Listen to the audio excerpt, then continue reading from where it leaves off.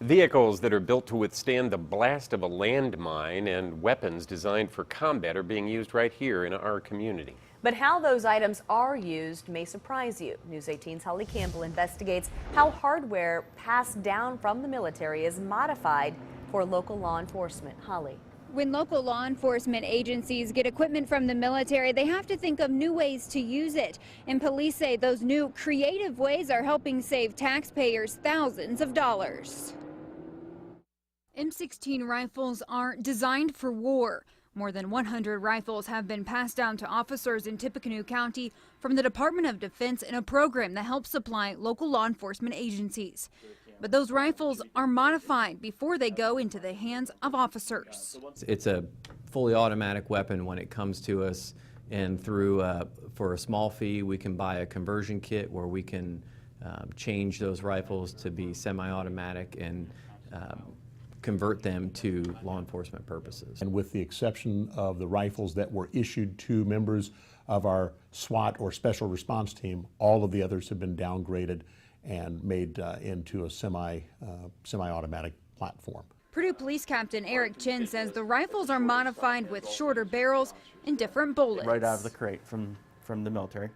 And this is the converted version. Again, we added a short. We're not carrying the same bolts that the military may carry. We carry bolts that are designed not to over-penetrate. The penetration on one of our patrol rifles is actually less than our pistols itself. Local law enforcement agencies also have several vehicles once used by the military. I think most people would be surprised again to see how very innovative we have been in the use of these vehicles and other equipment. The Tippecanoe County Sheriff's Office has several vehicles obtained through the Pentagon program. Each has a unique purpose.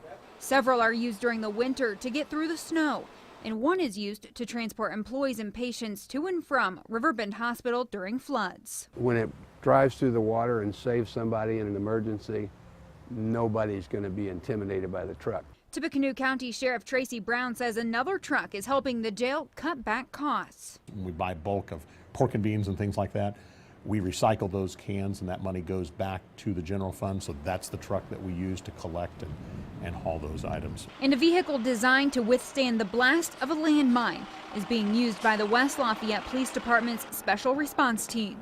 I owe it, the community owes it to those officers to do it in the safest way possible so that they're able to go home that night to their families. And that's the main reason we would obtain a vehicle with armor that is basically a bulletproof vehicle. Chief Jason Dumkowski says the vehicle hasn't been used yet. If the military had not handed down the MRAP to WLPD, Dumkowski says it would have cost about $250,000 to buy an armored vehicle. The vehicle that we obtained that the military was going to scrap was valued somewhere in the range of $500,000 to $600,000, and it's something we wouldn't be able to afford. Law enforcement leaders say this program is saving taxpayers thousands of dollars. The rifles that our officers carry now could be valued anywhere between $2,000 to $3,000 if we had to go out and purchase them on our own.